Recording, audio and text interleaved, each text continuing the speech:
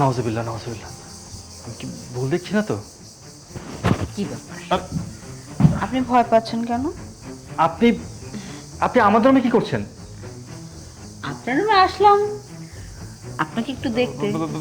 আপনি নাকি খুব সুন্দর, স্মার্ট, লাজুক ছেলে। আরে এইভাবে কাঁপছেন কেন? এখানে ঘুরে। আপনি আমাকে ছাড়েন। আস্তাগফিরুল্লাহ আস্তাগফিরুল্লাহ, লা হাওলা ওয়ালা কুওয়াতা ইল্লা বিল্লাহ। আপনার সব সমস্যা আমি আজকে শেষ করে দিতে আসছি। আমার বুক দফর করতেছে, আপনি ছেড়ে দিন আমাকে। ও তাই? আর ধরপড় করবে না। আজকে আপনাকে এমন খুশি করব যেটা আপনি সারা জীবন মনে রাখবেন। ভয় পাচ্ছেন? ভয় পেয়ে কোনো লাভ নেই। আজকে তো আমি আপনাকে কোনোভাবেই ছাড়ব না। আসো আসো, বাবা, বসো। ব্যাচেলার হইলেও রুমটা কিন্তু সুন্দর আছে। মনের মাধুর্য দিয়ে সাজাইছি ওটা। শোনো, এখন ঘটনা হইতাছে তোমারে যার জন্য আনছি সে হইতাছে একটু আলেম টাইপের। হ্যাঁ, হ, লজ্জা পায় অনেক, লজ্জাটা বেশি। আজ পর্যন্ত সময়ও মিলে নাই, ওর লজ্জাও কেউ ভাঙাইতে পারেনি। মনে করো এখন আমি বাহিরে যাব, বাহিরে যাওয়ার পর ওরা ঘরের ভিতর ঢুকাই দিব। ঢুকাই দেওয়ার পর দেখবো ও লজ্জায় ঠোঁট ঠোঁট কাঁপতাছে, একটু লাল টকটকে হয়ে গেছে। ও কিন্তু তোমার সাথে কিছু করতে পারবো না, যা করার তোমারই ওর সাথে করতে হবে। হয়েছে। অনেক লেকচার দিছেন, সব শুনছি। আমি হইলাম এমন চিজ যেইটারে একবার ধরি, একবার হাতের মুঠায় নিয়ে এসে তারপরে সারি। আপনি একদম চিন্তা করেন না। শোনো, ওরে খালি রুমে ঢুকান, ওরে কেমনে কাবু করতে হয় সেটা আমি রানী ঠিকই ভালো করে জানি। ঠিক আছে গো রানী, ওরে কাবু করো, বলে আবার আমার কাবু করে ফেলো না। আমার কামই তো হলো সবাইরে কাবু করা। সবাই যদি আমার কাছে কাবু না হয় তাহলে কেমনে মাল পানি কামাই করবো ক? দুষ্ট দুষ্ট কথা বলে। আমি যে মিশনটাতে আসছি ওই মিশনটাকে সাকসেস করো। টাকা যা দেওয়ার তা তো বিকাশে বইরেই দিছি, তোমার তো আর কোনো টেনশন নাই। এখন যা ঘটবো মনে করবা সব নাটকীয়, সব শুধু তোমার ইয়েস ইয়েস ইয়েস। তোমার মুখ দেওয়া যেন কোনো নো বের না হয়। আমি এখন আসি। তাড়াতাড়ি পাঠাই দেন, বেশি দেরি হইলে কিন্তু আবার পসিবল হইব না, কারণ অনেক কাস্টমার বাইরে দাঁড়ায় আছে। আল্লাহু আকবার আল্লাহু আকবার। আসসালামু আলাইকুম। ওয়ালাইকুম আসসালাম। বন্ধু কোথায় গেছিলে তুমি? এই তো নামাজে গেছিলাম। তুমি কোথাও যাচ্ছ? বাসায় কিছু নাই খাওয়ার মতো, এই জন্য একটু বাইরে যাইতেছি। আব্বা টাকা পাঠাইছে, ওই টাকা দিয়া মুরগির মাংস, গরুর মাংস এগুলা কিনে নিয়ে আসি। শোন, আমাদের ফ্ল্যাটের কিন্তু এটা খোলা, দরজাটা খোলা, একটু তাড়াতাড়ি যা। আমি জানালা দিয়ে দেখছি তুই আসতেছস, এই জন্য ভাবলাম আমার লাগাই রেখে কি করবো, যা ঘর থেকে কিন্তু বের হইস না। আচ্ছা ঠিক আছে, আমার কিছু টাকা পয়সা নাই। আরে আজকে আমি তোরে খাওয়াবো, কারণ আছে তো, ঘরের মধ্যে আমার একটা বন্ধু আসছে। ও আচ্ছা আচ্ছা, যাক আজকে না হয় তোমার বন্ধুর উছিলায় সবাই ভালো মন্দ খেতে পারবো। তোর আজকে ভর পেট ইচ্ছা মতো খাওয়াম। আচ্ছা ঠিক আছে ভাই, তাহলে তুমি যাও, আমি আছি। তুই যা। আচ্ছা ঠিক আছে।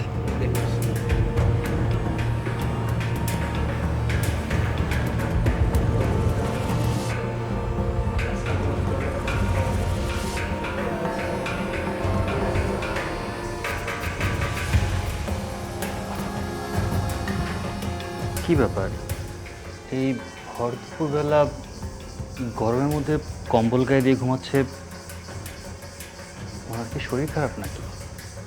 মাহফুজকে বলা দরকার ছিল যে ওষুধ নিয়ে আসতে। ডাকবো, ঘুমিয়ে আছে না সোজা? ভাই, আপনার কি শরীর খারাপ? এই গরমের মধ্যে ঘুমাচ্ছেন যে? শুনতে পাচ্ছেন? নাউজুবিল্লাহ নাউজুবিল্লাহ, আমি কি ভুল দেখছি না তো? কি ব্যাপার, আপনি ভয় পাচ্ছেন কেন? আপনি আপনি আমাদের রুমে কি করছেন? আপনার রুমে আসলাম আপনাকে একটু দেখতে। আপনি নাকি খুব সুন্দর, স্মার্ট, লাজুক ছেলে। আরে এইভাবে কাঁপছেন কেন? এখানে ঘুরে। আপনি আমাকে ছাড়েন। আস্তাগফিরুল্লাহ আস্তাগফিরুল্লাহ, লা হাওলা ওয়ালা কুওয়াতা ইল্লা বিল্লাহ। আমি তো বুঝতে পারছি না যে মাহফুজ কি আপনাকে রেখে গেছে রুমে? আমি তো ভেবেছিলাম কোনো ছেলে বন্ধু। আল্লাহ, আপনি মেয়ে মানুষ আমাদের রুমে কি করছেন? আমরা তো ব্যাচেলর থাকি এখানে। কেন? বাড়িওয়ালা জানতে পারলে একদম একদম কেলেঙ্কারি হয়ে যাবে। বাড়িওয়ালা কেন জানবে? আমি আপনাদের রুমে আছি, ছেলেরা মেয়ে, কি করছি, কখন আসছি, কিভাবে আসছি, এটা কি বাড়িওয়ালাকে জানানো তো দরকার? আপনি আমাকে ধরবেন না, আমার সমস্যা আছে। আপনার সব সমস্যা আমি আজকে শেষ করে দিতে আসছি। আমার বুক দর্শন করতেছে, আপনি ছেড়ে দিন আমাকে। ও তাই? আর ধরপড় করবে না। আজকে আপনাকে এমন খুশি করব যেটা আপনি সারা জীবন মনে রাখবেন। ভয় পাচ্ছেন? ভয় পেয়ে কোনো লাভ নেই। আজকে তো আমি আপনাকে কোনোভাবেই ছাড়বো না।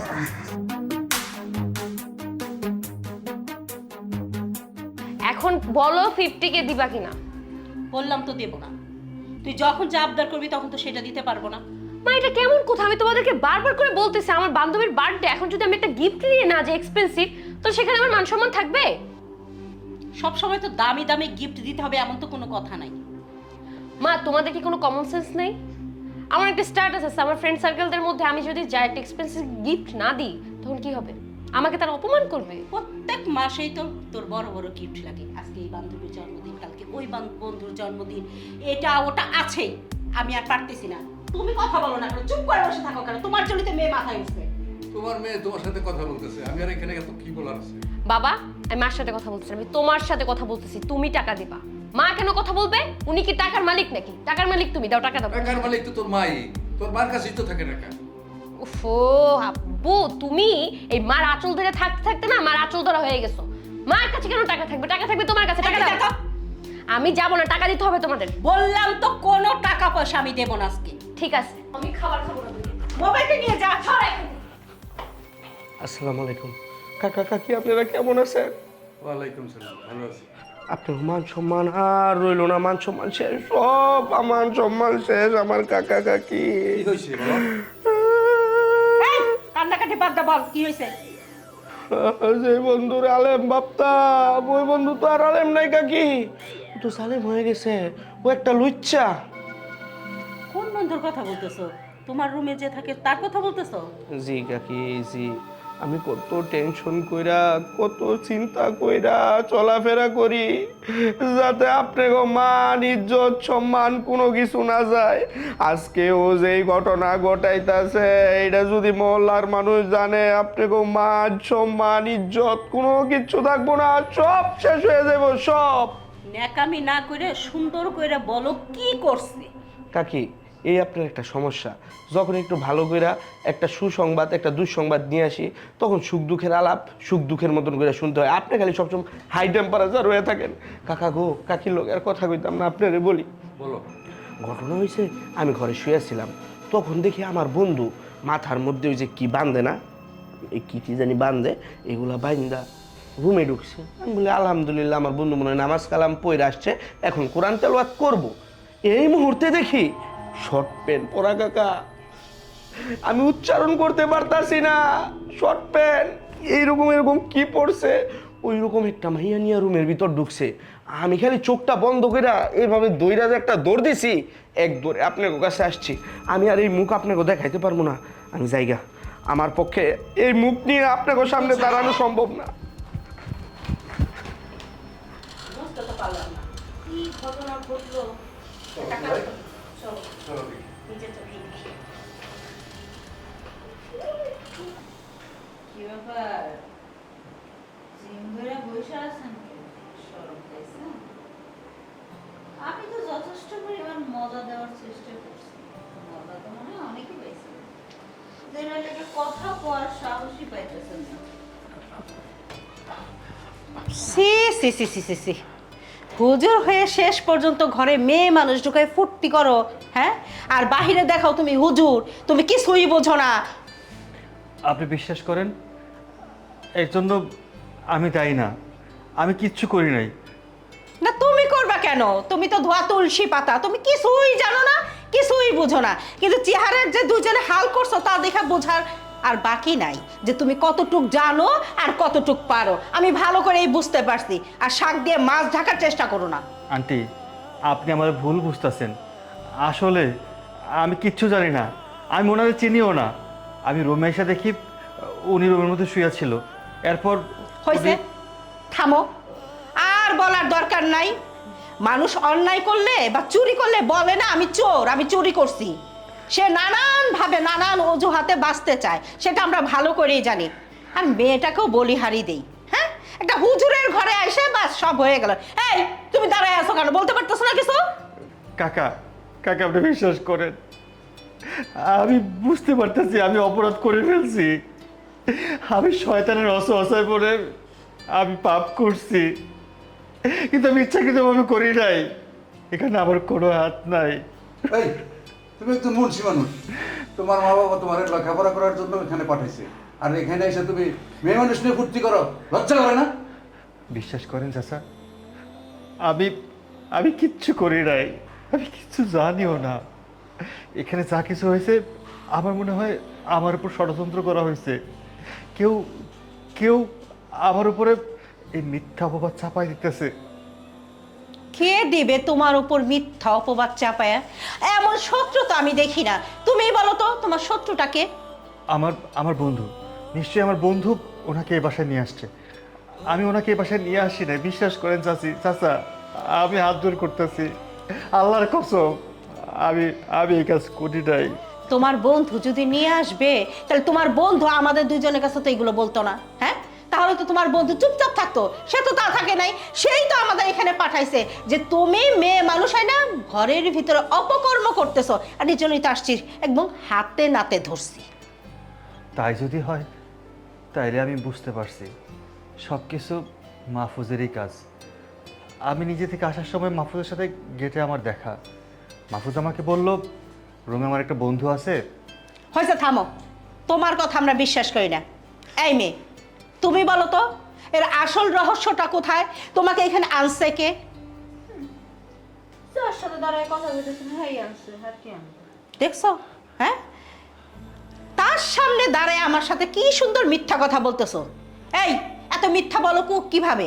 আমি মিথ্যা বলছি না, আমি আপনার কাছে হাত জোড় করতেছি। আল্লাহর দোহাই লাগে, আপনি মিথ্যে কথা বলবেন না, আপনি দেখেন, সত্যিটা বলেন। এত জ্ঞান দিয়া কথাবার্তা কইেন না তো। দেখেন, আমার এখানে নিয়ে আইছেন আপনি টাকা দিয়ে ভাড়া কইরা। টাকা দিছেন, বিনিময়ে আপনার সাথে সময় কাটাইছি। সময় যদি নাই কাটাইতাম তাহলে আপনার এই অবস্থা হয়। এই যে আঙ্কেল আর আন্টি দেখেন তো, কোনো পোলায় যদি মাইয়া মাইশের লগে যদি না করে তাহলে কি তার বেশ এরকম থাকে, তার শরীর দিয়ে এখনো ঘাম পড়তেছে। আবার সে কয় আমার নাকি চিনেই না। আমার না আসলে তার এই অবস্থা কেমন হইলো কম তো একটু। সি সি সি সি সি সি সি সি সি সি নাউজুবিল্লাহ আস্তাগফিরুল্লাহ। এই বলে আলেম, এই বলে হুজুর। সি সি সি সি সি সি আমার ঘৃণা করতেছে ওর সাথে কথা বলতে। দেখুন, অপরাধী যদি হয়ে থাকি আমি হয়েছি, আমি অপরাধ করেছি, কিন্তু এই সমাজের আলেমদের নিয়ে কোনো কটু কথা বলবেন না। আমি অপরাধ না করেও আজকে অপরাধী। আপনারা যেহেতু নিজেরা স্বীকার করতেছেন যে আমি অপরাধ করেছি, হ্যাঁ আমিও স্বীকার করছি আমার দ্বারা অপরাধ হয়েছে, কিন্তু এই সমাজের আলেমদের নিয়ে, হাফিজদেরকে নিয়ে, মাওলানাদেরকে নিয়ে আপনি কখনো কটু কথা বলবেন না। আপনারা আমাকে শাস্তি দিন। আচ্ছা, আপনাদের নাটক টাটক কি শেষ হয়েছে? ভাইজান টাকাটা দেন, আমি জায়গা। টাকা? আমি তো কোনো টাকার কথা আপনার সাথে বলিনি। আপনার বন্ধু যে 3000 টাকা কন্ট্যাক্ট করে আমার নিয়ে এসে ভুলে গেছেন, কয় নাই আপনারে? আঙ্কেল আন্টি বুঝতে পেরেছেন, ওকে আমার বন্ধু মাহফুজ, যে আমার রুমমেট আমার সাথে থাকে, সে কন্ট্যাক্ট করে নিয়ে আসছে। সত্যটা তার মুখ থেকে বের হয়ে আসছে।